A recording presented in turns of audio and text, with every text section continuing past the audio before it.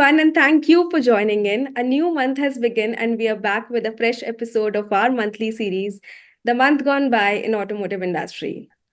Here we bring to you the key highlights and the developments from the month of July 2024.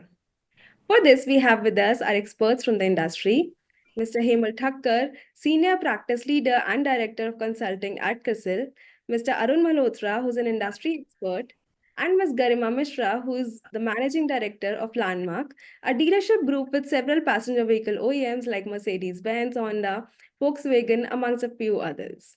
Thank you for your participation, everyone. To begin with, let me first present the wholesale numbers that we are getting from the OEMs. For passenger vehicles, we are seeing that the top three car makers have shown a drop on a year-on-year basis. So first off, Garima, I would like to bring you in. We understand from the dealers and the OEMs that due to the elections of the heat wave, the consumers had constraints of coming to the retail outlets in the past few months. You represent the dealers here, and you're the first touch base for the consumers. So tell us two things, like how have you seen the inquiries and footfalls during July? And what kind of consumer demand exists right now? Shubhangi, on the inquiries, there was slight growth over June, say about from ranging from brand to brand, say about and on an average about 10%. But the closures and the conversions have not really kept up. To be very honest, July was not a breather as we were expecting over June. I mean, I was looking at some figures which were dated 29th of July, where the passenger vehicle sales are more or less flat. Okay, and I'm talking about retail figures more so. I still have not got the figures from the OEMs, the wholesale figures, but on the retail front, Vahan figures, the retail numbers have been more or less flat, which is a bigger issue according to me. Also, what's happening is that the inventory levels at our dealership has really hit the roof. Now it is crossing 60-65 days. In fact, there was a talk where OEMs have gone to banks like HDFC and Axis to increase the dealership tranche from 60 days to 90 days. Now, just imagine what will happen if that were to that were to happen. I mean, the interest rates, the interest payouts that we are paying will absolutely go above any normal level. The profitability and the viability of dealers is coming under huge stress with the kind of inventory levels that we are holding, the kind of discounting that we have to do because of the inventory level that we are holding. Got it. So, Hemal, tell us, how do you factor in the demand momentum for passenger vehicles? I ask this because even though small car sales haven't yet picked up as before, SUVs have been in demand. So, is it just the high base of last year and the inventory correction by the OEMs that we have been hearing about for the past few months now, or there's more to the picture here? Thanks, Shivangi. So as you rightly asked, kind of small cars and sedans both are, kind of struggling even today. And they are seeing a YOY drop as well as a QOQ drop, and that to double digits. So despite, the base coming down, the growth momentum has not come back, or the growth mojo has not come back for this particular segment. On the other hand, if you look at SUVs and MPVs, they have registered a YOY double digit growth, or, kind of they've been doing really well. From that perspective, what we are also seeing is, there are different trends that are playing out. As you rightly said, there is still this price increase effect which has not died out. And, the income growth post-COVID has been relatively slow. So because of this, the small car segment is facing a lot of challenges. Plus, if you see from the supply side also, we've not seen a lot of model launches that happen in the small car space, but all of them have happened in the, kind of SUV or van space. In fact, if you see within small cars also, the premium compact is doing relatively better as compared to lower compact, for that matter, if I have to put it that way. And in case of SUVs also, certain select models are having waiting periods. Otherwise, as Garima mentioned, most of the models are now available off the shelf, barring, a few models where there are color choices or specific variants that you want. therein you may feel some kind of kind of challenges in getting it immediately, or maybe for a few OEMs, where supplies are constrained, there there are challenges. But apart from that, across the board, if you ask me, the momentum has slowed down, whether it is small cars or whether it is even SUVs for that matter, and the high base of SUVs has now started to catch up. So we feel that even in the coming months, festive is one thing that one will bank on, but we are clearly seeing a case of momentum slowing down for that matter.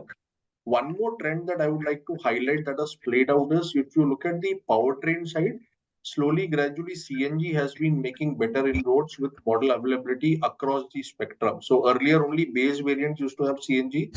Now, even mid and top variants are having CNG, and hence preference for CNG has gone up.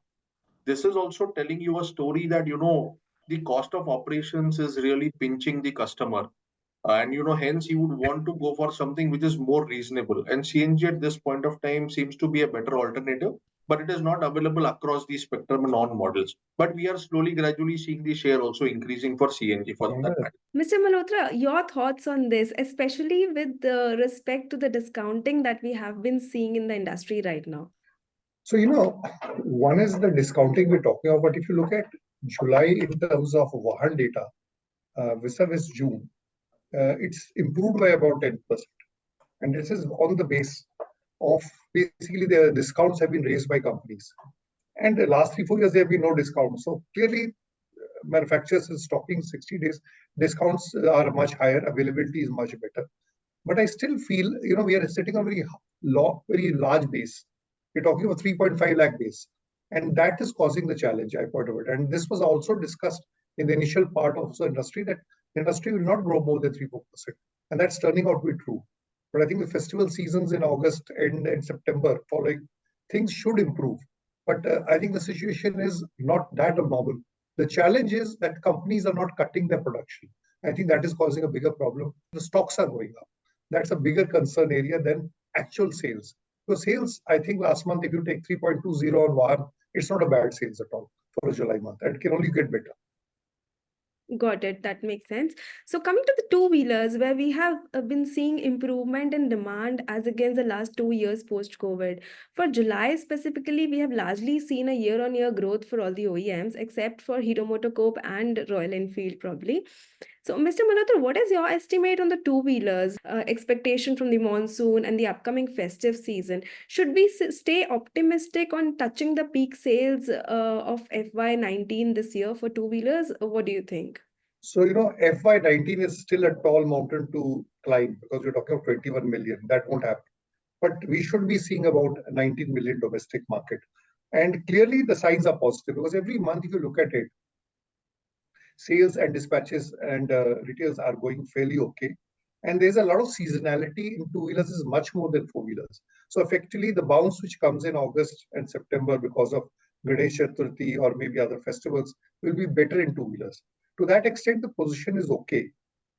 But to see that whether they achieve the big figures, and the rural market, as Hemal mentioned, is behaving well. Good monsoon, generally purchasing power is there. So when you talk to dealers across the board and talk to even financing companies or who are in the rural areas, they are quite positive on it. So two-wheelers as a growth factor may touch somewhere around 8 to 10%, but it's on low base. Yeah, fair enough. So, Mr. Thakkar, help us understand here. You talked about rural earlier. So, do you see this rural demand? Can we call this a sustained recovery for two-wheelers for the entire year? Yes, as per our understanding, we would see a double-digit growth, in two-wheelers for the current year. And as Mr. Malhotra also mentioned, looking at the current context where other segments are expected to do relatively lower or relatively dismal performance, I think two-wheeler will be one of the shining segments, in the overall, automobile industry, if I have to put so. But yes, they will still not cross the previous peak of about 21.5 million, which they did 21.2 million, which they did in financial year 19. We think it will be a tad lower than that, but we definitely feel that we'll see a double-digit growth. But what is very, very good to see is that if you look at the last 2 years, or even the recent months, even the commuter segment has started to see some kind of momentum, which was not the case earlier. So your 110cc segment is also seeing some kind of a growth, which was not the case earlier, because earlier we were only seeing growth coming in 200cc and above. and even in the scooters 125cc segment. So that continues to grow. Despite a high base, they are growing at double digits. But even the commuter segment is showing a high single digit growth, which is very, very kind of encouraging, and which in a way supports the argument that you were asking, whether rural is coming back. So it seems that rural is coming back, and should continue with the kind of momentum that we are seeing even for the next few months. Because till date, rainfall has been very, very good. In fact, it has been a little higher than, the long period average. Reservoir levels also continue to be fairly strong. And the sowing pattern also till date has been very, very encouraging. So from that perspective, the cash flows from the upcoming crop are also expected to be positive. And from that perspective, with festive coming in, rural doing good, rainfall progress being good, I think, two-wheeler segment should do relatively well. Got it. And one important thing that you mentioned here and should be noted is the commuter segment, demand for the commuter Yes. segment coming back, which is good for the long-term prospects of the two-wheeler industry.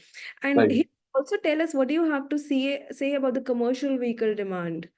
So commercial vehicle demand as such has been kind of pretty okay, not bad. One should not read too much into the quarter one numbers, because quarter one overall has seen a growth of about 4%. But what is very important is last year quarter one had seen a significant decline because of BS6 phase B coming in. So the base was low. So on a low base we've grown by 4%. Also, what is very important is, even if you look at a low base in quarter one, we kind of saw a decline of about 17% specifically in the multi-axle vehicle category, because of two reasons. Tractor trailers are taking some share away from multi-axle vehicles, and the medium commercial vehicles have actually seen some growth. So from that perspective, if you ask me, overall the industry was kind of okay, with LCVs doing flattish, MNHCVs, all put together growing by about 2% in first quarter. But buses segment was the one which actually drove this growth. We've seen a 27-28% growth in quarter one for buses, because of which, we saw the industry growing at about 4%. But what we've also seen is there has been a stress on cash flows of contractors, because of which fresh purchases have gone slow. Discountings have begun, especially for key accounts, or someone having a fleet of 8 to 10 vehicles and above, which was relatively muted earlier. So we are again seeing that comeback, which means pressure is starting to build up slowly, gradually. However, with the election being over and cash flow momentum starting on ground, and with contractors starting to get some kind of money going forward, we definitely feel that going forward, commercial vehicles should do relatively better as compared to what it has done in the last 3 to 4 months, for that matter. But pressure will still continue because the base of last year's second half is fairly good. So at an overall level, we will still see some marginal growth, but it will largely be driven by buses, and LCVs would continue to be under some kind of pressure. Just one more point, to add on, is that we are also getting a sense from financiers that the light commercial vehicle portfolio is seeing some kind of challenge as compared to the medium and heavy commercial vehicle portfolio, which means financing there will start looking a little challenging. And for that kind of customer, finance availability is more important as compared to interest rates or tenor. On the other hand, MNHCV, we are not seeing a major issue, with respect to portfolio quality, which means support from financiers would continue, and there will be a thrust on electrification of buses or on STU tenders, which will keep the bus momentum going, which has been very slow since COVID, but in the last 18 months has picked up steam at a very good pace. Yeah, right. I was just coming to the LCV segment, but thanks you mentioned. Thanks for that insight. And next up, we saw two major highlights in the industry during the last month. First was the budget. A lot has been talked about the budget. There was no direct push for the automotive industry. However, we do see positives on a larger scheme of things. And the second was the extension of the EMPS scheme for electric vehicles. I'll come to you, Garima. We have been looking at the electric passenger vehicle sales for the last few months, and they have been staggering. Globally, that has been happening, but there are different reasons for the India market here. How do you see the consumer demand in this direction going forward? So, Shubhangi, the consumer demand on electric is seems to be muted, very honestly.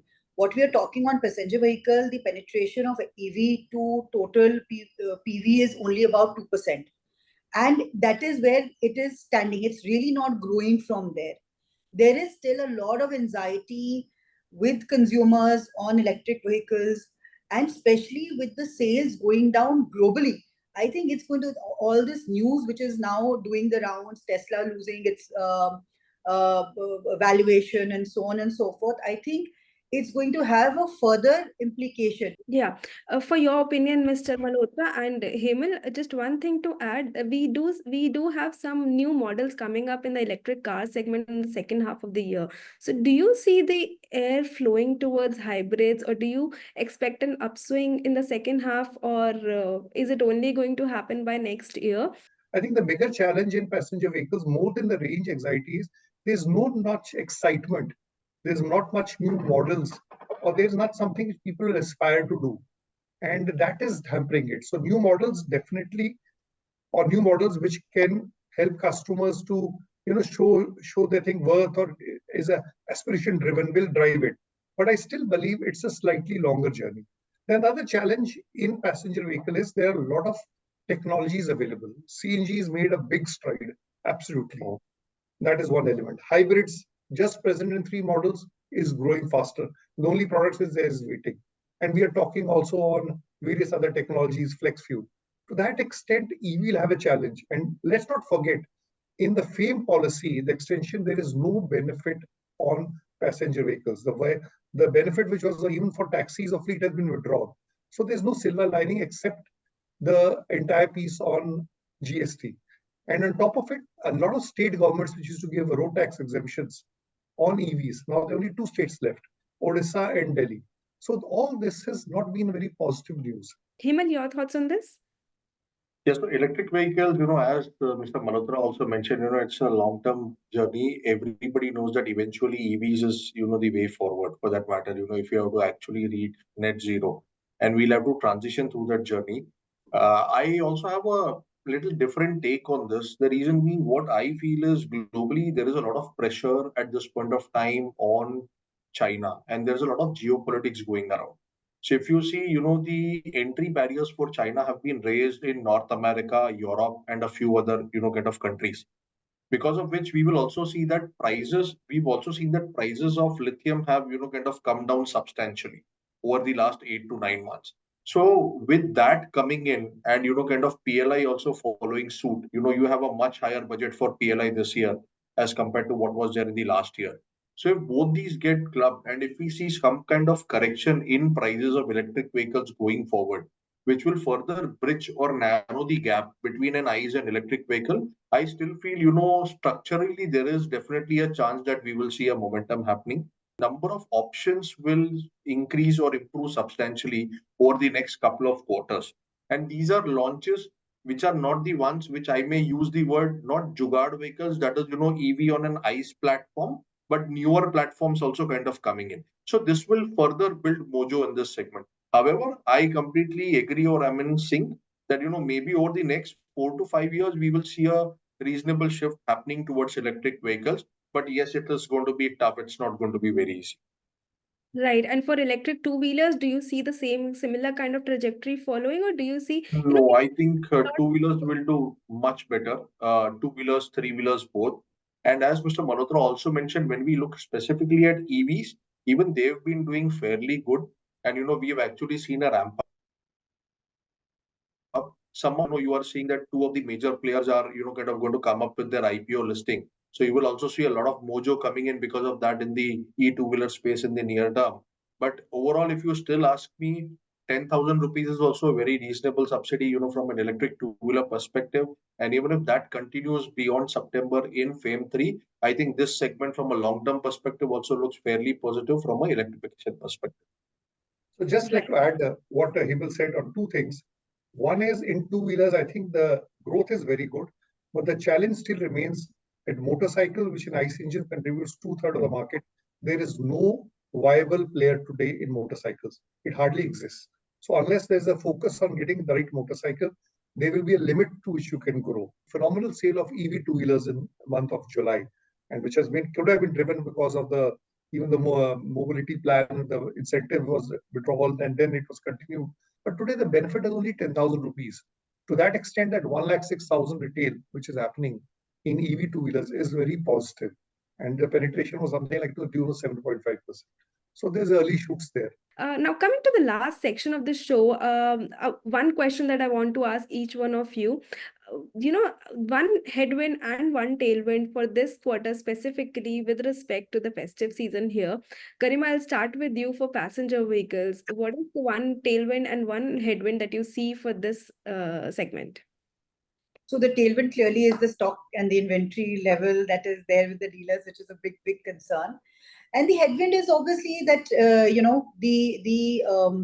the rains have been very good, which is a good beginning to the festive season. So with this happening, we really hope that in the coming festive season, the consumer demand is going to be on the higher side, and the closures on inquiries that are now being a little delayed will start happening much faster. Mr. Malhotra, for two-wheelers, if you have to share. Two-wheelers is all positive because it can only be positive. And as was mentioned on four-wheelers, clearly, I think, but the inventory plays one positive part that companies increase their discounts, so which makes more customers come in. So that's a positive part. But we need to reduce stocks. And there'll be a lot of model-wise launches also variants, so that should help. So that's the way we look at it. But two-wheelers is generally positive, I see in the next 2 months. Right. And Hemal, for commercial vehicles, if you have to say. If you look at the freight rates, they have also been largely very stagnant over the last couple of months, which is also putting a lot of pressure on the cash flows of kind of transporters, which we track on an ongoing basis. So there also you are seeing a challenge. But nevertheless, if you ask me, we believe that going forward, as I said, buses is something which will drive the CV industry towards growth. Pickup segment within the LCV category will see some momentum. And in the overall MNHCV category, we will see tractor trailers and MCVs taking the lead in the overall sales. But momentum will not be as good as what one would have anticipated. We will definitely grow as compared to last year, but will be a marginal growth. Right. Just to sum up for passenger vehicles, we hear that the inventory needs to come down, but new launches are going to help. For two-wheelers, it's a green run, and for commercial vehicles, there still are some challenges. So thank you so much, everyone. Thank you for your time and for those insights that help us understand the last month in the industry. Thank you so much once again.